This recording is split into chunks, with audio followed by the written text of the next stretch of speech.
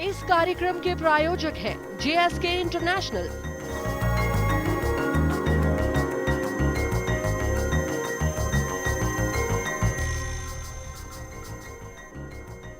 नमस्कार, मैं मनीषा आप सभी का स्वागत करती हूँ हमारे इस खास प्रोग्राम गुड लक टिप्स में। दोस्तों, परिवार में या आसपास परेशानियां होती हैं तो वो सब हम पर नकारात्मक असर डालती हैं। साथ ही अगर घर में कोई बीमार हो तो वे आप पर भी असर जरूर करते हैं। अगर आप या आपके परिवार का कोई सदस्य सिर दर्द, मधुमेह जैसी बीमारियों से लगातार पीड़ित है तो निराश न होएं। आज हम लेकर के आए हैं आपके लिए इन सब परेशानियों से निकलने का आसान सा उपाय हमारे इस खास कार्यक्रम गुड लक टिप्स में। इस कार्यक्रम के प्रायोजक हैं JSK इंटरनेशनल।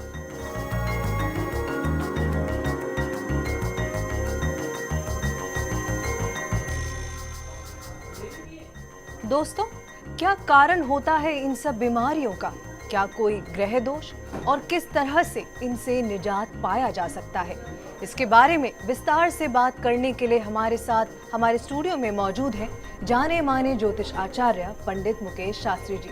पंडित जी, बहुत बहुत स्वागत है आपका। जय श्री कृष्णा, जय माता की, जय श्री हरि। आज के इस स्पेशल एपिसोड में हम जानेंगे पंडित जी से एक ऐसा मंत्र जो आपको देगा इन सभी रोगों से मुक्ति, और साथ ही साथ विधि भी। विस्तार से बात करेंगे पंडित जी से। गुड लक टिप कार्यक्रम के सभी दर्शकों पर भगवान श्री हरि का, माँ लक्ष्मी का, भगवान सूर्य का आशीर्वाद और कृपा दृष्टि हमेशा बनी रहे। आप सभी का कल्याण हो। मित्रों, क्या आप या आपके परिवार का कोई सदस्य सिर दर्द से संबंधित बीमारी से, न्यूरो से संबंधित बीमारी से, आँखों से संबंधित बीमारी से, मधुमेह जैसी लाइलाज डायबिटीज़ जैसी बीमारी से संबंधित है, मोती जरा जैसी बीमारियों से लगातार पीड़ित है? क्या आपको अपने व्यापार में लगातार धन की हानि का सामना करना पड़ रहा है? क्या आपको आपकी अपनी नौकरी में पदोन्नति नहीं मिल पा रही है? क्या आपको सरकारी नौकरी प्राप्त करने में लगातार असफलताओं का सामना करना पड़ रहा है? क्या आपको किसी के लिए लाख अच्छा करने के बाद भी अपमान, अपयश का सामना करना पड़ता है? क्या आपको बार बार कोर्ट कचहरी का सामना करना पड़ रहा है? यदि हाँ, तो मित्रों, इसका सबसे प्रमुख कारण आपकी जन्म कुंडली में भगवान सूर्य ग्रह का अशुभ स्थान पर होना है। कैरियर की उन्नति के लिए, राजकीय मान सम्मान की प्राप्ति के लिए, जिंदगी में यश, वैभव, कीर्ति प्राप्त करने के लिए, नेत्र ज्योति का सुख प्राप्त करने के लिए भगवान सूर्य का कुंडली में अनुकूल होना बेहद जरूरी है। यदि आपकी जन्म कुंडली में सूर्य प्रतिकूल हो तो आपको हर कार्य में असफलता नजर आएगी। तो मित्रों, आज मैं आपको आपके सभी कष्टों से, सभी संकटों से मुक्ति दिलाने वाला, भगवान सूर्य देव को प्रसन्न करने वाला एक बहुत ही चमत्कारिक प्रयोग आज मैं आपको बता रहा हूँ। इस प्रयोग में मंत्र की विशेष भूमिका है। आप लिख लीजिए इस मंत्र को, आपकी टीवी स्क्रीन पे भी ये मंत्र आ रहा है। बहुत धीरे धीरे मैं इस मंत्र का उच्चारण कर रहा हूँ, आप सुनिएगा उसको और लिखिएगा उसको। ओम आदित्याय विद्महे प्रभाकराय धीमहि तन्नो सूर्य प्रचोदयात्। पुनः उच्चारण सुनिए इसका। ओम आदित्याय विद्महे प्रभाकराय धीमहि तन्नो सूर्य प्रचोदयात्। बहुत ही चमत्कारिक और दुर्लभ मंत्र है। भगवान सूर्य जो हैं वो प्रत्यक्ष में दिखते हुए देवता हैं, संपूर्ण जगत के नेत्र हैं। इन्हीं के द्वारा, भगवान सूर्य के द्वारा ही दिन और रात का सृजन किया जाता है। भगवान सूर्य ही काल चक्र के प्रणेता हैं। भगवान सूर्य से ही दिन, रात, पल, मास, पक्ष और संवत आदि का विभाजन होता है। भगवान सूर्य संपूर्ण संसार के प्रकाशक है। भगवान सूर्य के बिना अंधकार के सिवा और कुछ भी नहीं है। भगवान सूर्य आत्मकारक ग्रह माने जाते हैं। यह न केवल राज्य सुख प्रदान करते हैं, सत्ता सुख प्रदान करते हैं, बल्कि आपके जीवन में ऐश्वर्य, वैभव, अधिकार, मान सम्मान, नेत्र ज्योति, पूर्ण स्वास्थ्य, सुख आदि आपको प्रदान करते हैं।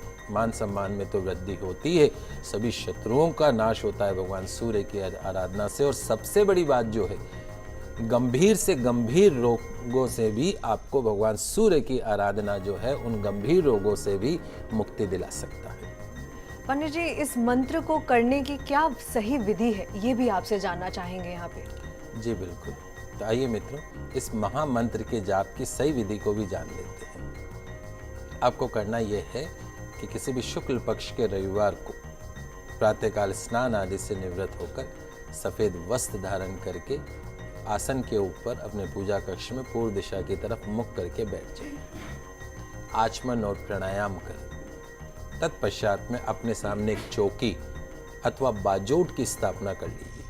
उस बाजोट के ऊपर एक पीला या सफ़ेद वस्त्र बिछाकर उस पर हल्दी से स्वस्तिक का चिन्ह बना दीजिए।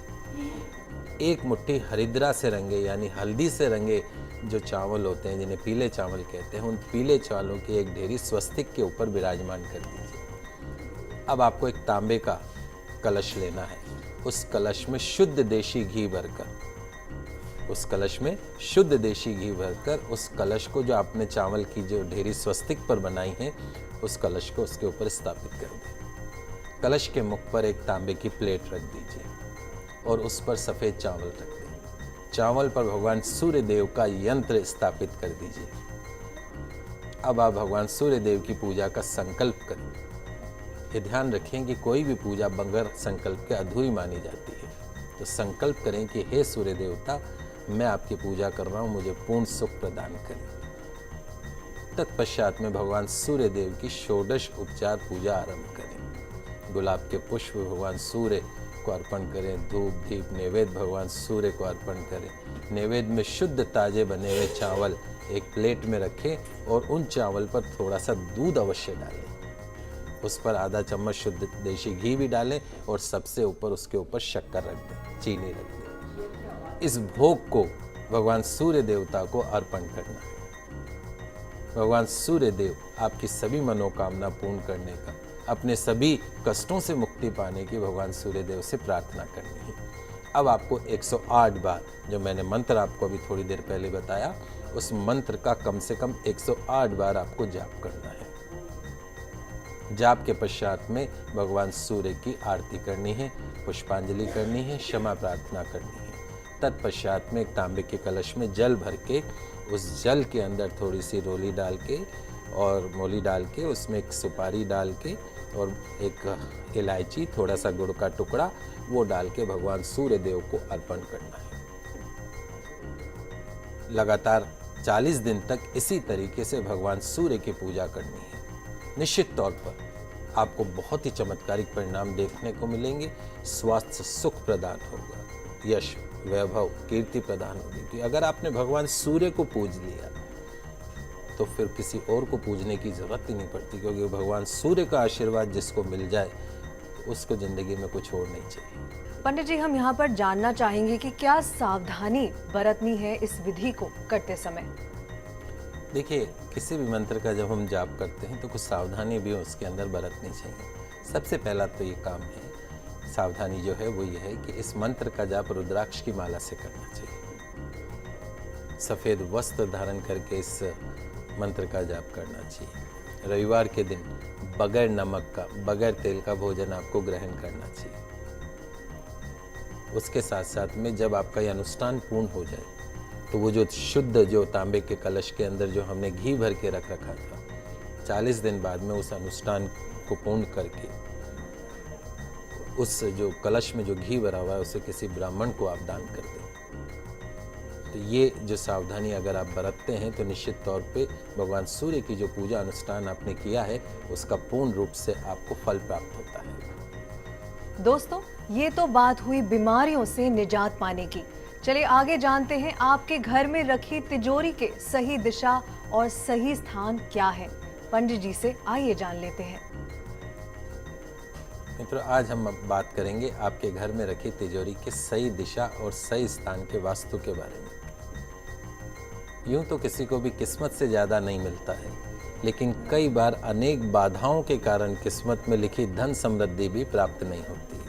वास्तु को मानने वाले अगर इसके मुताबिक काम करें तो उन्हें वो मिल सकता है जो अब तक नहीं मिला। आज हम बात कर रहे हैं आपके घर में रखी तिजोरी के सही स्थान के बारे में। तो क्या आप जानते हैं कि आपके घर में रखी तिजोरी आपके घर की सुख शांति समृद्धि को प्रभावित करती है? जी हाँ, निश्चित तौर पर। यदि आपके घर में तिजोरी सही दिशा में, सही वास्तु सम्मत रूप से रखी हुई है तो आपके घर के अंदर हमेशा उस तिजोरी के अंदर जो है माँ लक्ष्मी का आशीर्वाद बना रहता है। यदि तिजोरी गलत दिशा में रखी हुई है तो आपके घर में आपको नाना प्रकार की आर्थिक समस्याओं का सामना करना पड़ता है। तो आइए जानते हैं कि आपके घर में किस दिशा में रखी तिजोरी क्या प्रभाव डालती है। बहुत ही अच्छा विषय आज मैं आपको बता रहा हूँ, आप इसको ध्यान से सुनिएगा और उस पर अमल भी करिएगा। कहा जाता है कि दिशा मानव की दशा को बदल सकती है। वास्तु मतलब दिशाएं हैं। यदि आप दिशाओं का ध्यान रख के आप अपने घर के अंदर पर चीज़ों को रखते हैं तो निश्चित तौर पे आपको फायदा होता है। सबसे पहले हम बात करते हैं पूर्व दिशा। पूर्व दिशा में घर की संपत्ति और तिजोरी रखना बहुत शुभ माना जाता है और उसमें हमेशा बढ़ोतरी होती है। पूर्व दिशा में यदि बने कमरे के अंदर आप तिजोरी रखते हैं तो निश्चित तौर पे उसमें फायदा होता है। पश्चिम दिशा।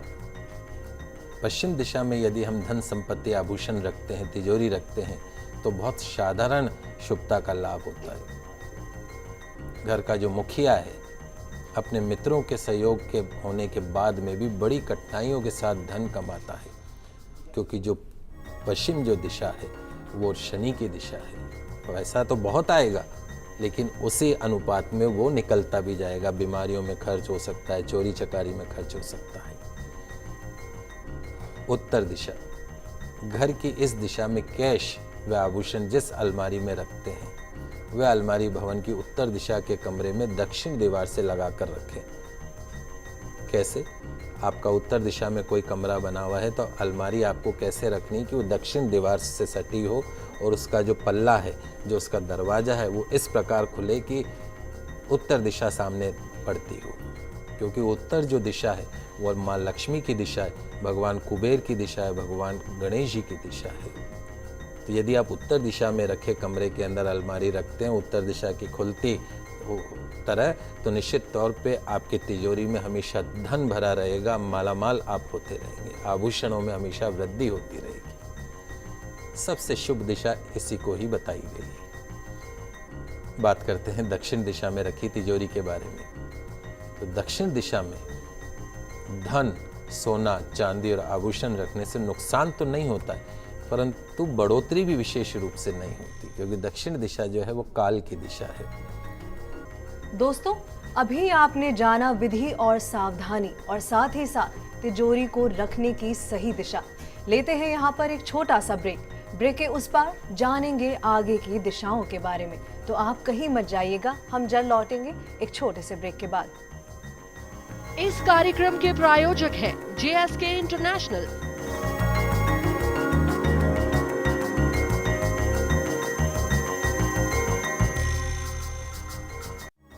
इस कार्यक्रम के प्रायोजक हैं JSK इंटरनेशनल।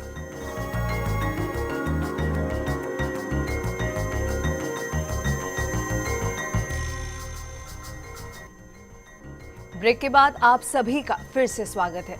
अभी हम बात कर रहे थे आपके घर में रखी तिजोरी की सही दिशा और सही स्थान क्या है। चलिए आगे जान लेते हैं आगे की दिशाओं के बारे में। बात करते हैं ईशान कोण की। ईशान कोण किसे कहते हैं? आपके घर का जो पूर्व और उत्तर का जो कोना है, आपके कमरे का जो उत्तर और पूर्व का जो कोना है उसे ईशान कोण कहते हैं। ईशान कोण में पैसा, धन और आभूषण रखे जाएं तो यह दर्शाता है कि घर का जो मुखिया वो बुद्धिमान है। और यदि वह उत्तर ईशान में रखे हों तो घर की एक कन्या संतान, और यदि पूर्व ईशान में रखे हों तो एक पुत्र संतान बहुत बुद्धिमान और प्रसिद्ध होता है। बात करते हैं आग्नेय कोण के बारे में। आग्नेय कोण कौन सा हुआ? आपके पूर्व और दक्षिण का जो कोण है, अग्नि कोण के नाम से जाना जाता है। तो यदि आपने अग्नि कोण के अंदर तिजोरी रख दी है तो धन रखने से वो धन घटता है। घर के मुखिया की आमदनी घर के खर्चे से कम होने के कारण कर्ज की स्थिति हमेशा बनी रहती है। अग्नि कोण में जहाँ अग्नि का वास हो वहाँ पे यदि आप धन रखेंगे, आभूषण रखेंगे, तिजोरी रखेंगे तो आपके धन में वृद्धि कैसे होगी? तो कभी भी अग्नि कोण के अंदर तिजोरी की स्थापना न करें। बात करते हैं नैऋत्य कोण की। नैऋत्य कोण कौन सा हुआ? आपके घर का जो दक्षिण पश्चिम का कोना है, आपके कमरे का दक्षिण पश्चिम का जो कोना है उसको हम नैऋत्य कोण के रूप में जानते हैं। नैऋत्य कोण के अंदर जो रखा जाता है, धन या महंगा सामान आभूषण रखे जाएं तो उनमें बढ़ोतरी होती है। नैऋत्य कोण में स्थायी माना गया उसको। दो ही दिशाएं सबसे अच्छी मानी गई हैं, एक तो उत्तर दिशा, दूसरा नैऋत्य कोण। नैऋत्य कोण में भी जब आप रखें अलमारी को, तिजोरी को जो आप रखें, इसी प्रकार रखें कि उसका जो पल्ला है अलमारी का, तिजोरी का जो दरवाज़ा है वो उत्तर दिशा की तरफ खुले। निश्चित तौर पे आपके नैऋत्य कोण में रखी जो अलमारी है, तिजोरी है, उसके अंदर धन की वृद्धि होगी, आभूषणों की वृद्धि होगी, और जितनी भी इम्पॉर्टेंट फाइल्स है वो भी उसके अंदर रखें तो आपको निश्चित तौर पे फायदा होगा। आगे हम बात करते हैं वायव्य कोण की। वायव्य कोण कौन सा हुआ? आपके घर का जो उत्तर पश्चिम का जो कोना है वो वायव्य कोण हुआ। वायव्य कोण में रखी तिजोरी में यदि आप धन रखते हैं तो खर्च जितनी आमदनी जुटा पाना भी मुश्किल होता है। ऐसे घर का जो बजट है वो हमेशा गड़बड़ाया रहता है, कर्जदारों के द्वारा सताया जाता है, क्योंकि जो वायव्य कोण है वो वायव्य कोण में शनि का प्रकोप रहता है। आमदनी तो होगी लेकिन वो निकलती भी चली जाएगी। इसलिए कभी भी वायव्य कोण के अंदर, आग्नेय कोण, दोनों के अंदर कभी भी आपको तिजोरी की स्थापना नहीं रखनी, धन की स्थापना आपको वहाँ पे नहीं करनी है।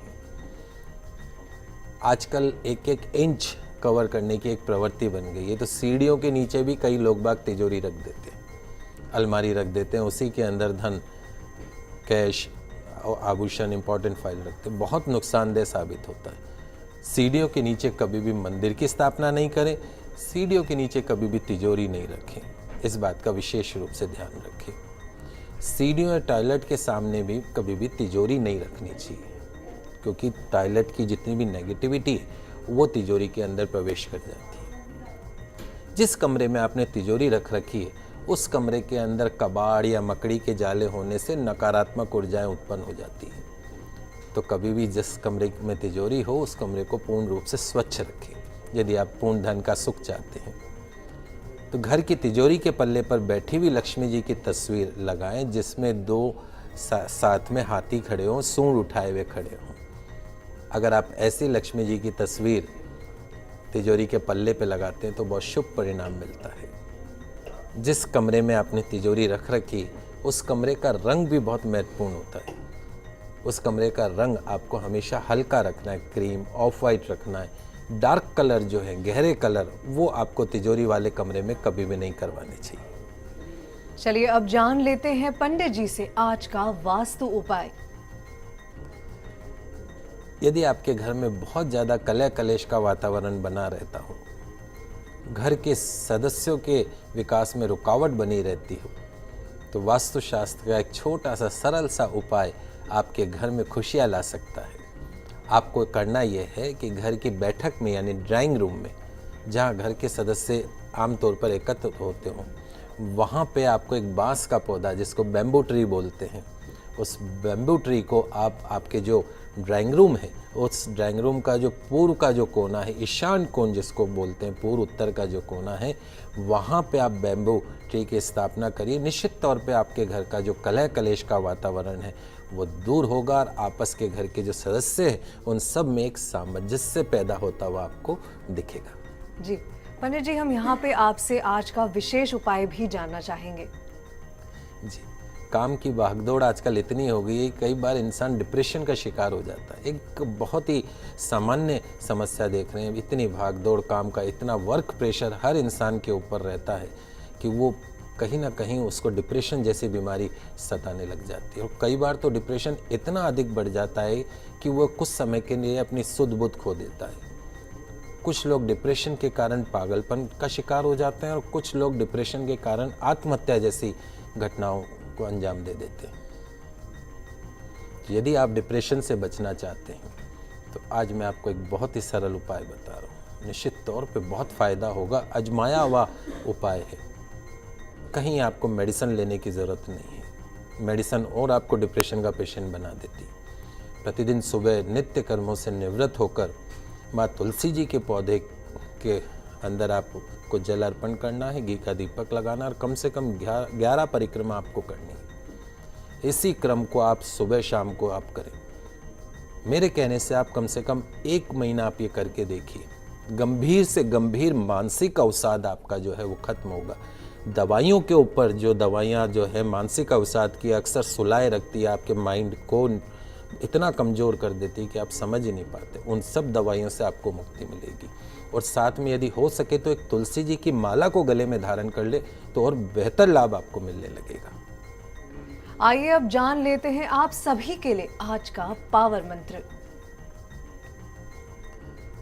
मित्रों, कई बार दुखों का जो दुष्चक्र है वो ऐसा चलता है कि एक के बाद एक समस्याएं आपकी ज़िंदगी में हावी होने लगती है। आपको समझ में ही नहीं आता है कि उनसे कैसे बाहर निकला जाए। आप अपने भाग्य को कोसने लगते हैं। आपको लगता है कि मैं तो सिर्फ ज़िंदगी में दुर्भाग्य ही लिखा के लाया हूँ, बचपन से जब से पैदा हुआ तब से सिर्फ समस्या ही देख रहा हूँ। तो यदि आप अपनी समस्याओं से मुक्ति चाहते हैं तो आज मैं आपको एक बहुत ही छोटा सा लेकिन बहुत ही चमत्कारिक मंत्र बताने जा रहा हूँ। आपके टीवी स्क्रीन पे मंत्र आ रहा है, आप लिख लीजिए। ओम सर्व दुख हराय नमः। ओम सर्व दुख हराय नमः। इस मंत्र का 108 बार जाप करें, बहुत फायदा होगा। लगातार आप इस मंत्र को प्रतिदिन 108 बार जाप करें तो जितनी भी आपकी जटिल से जटिल जो समस्याएं हैं उन समस्याओं से बाहर निकलने में आपको मदद अवश्य मिलेगी। तो दोस्तों, बिल्कुल आसान से टिप्स हैं। कुछ छोटे छोटे से उपाय से आपके जीवन को बेहतर बनाया जा सकता है। आशा करते हैं हमारा ये कार्यक्रम आपको जरूर पसंद आया होगा। पंडित जी, हमारे स्टूडियो में आने के लिए और दर्शकों की तमाम समस्याओं का समाधान करने के लिए आपका बहुत बहुत शुक्रिया। आज आपका सभी का दिन मंगलमय और शुभ हो। जय श्री कृष्णा, जय माता की, जय श्री हरि। आप सबका कल्याण हो। तो अगर आप भी अपनी किसी समस्या का समाधान चाहते हैं तो आप हमें कॉल कर सकते हैं और साथ ही साथ ईमेल भी कर सकते हैं। हमारा ईमेल आईडी है goodlucktips@firstindianews.com।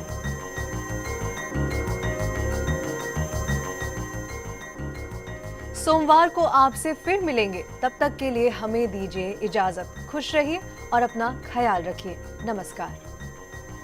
इस कार्यक्रम के प्रायोजक हैं JSK इंटरनेशनल,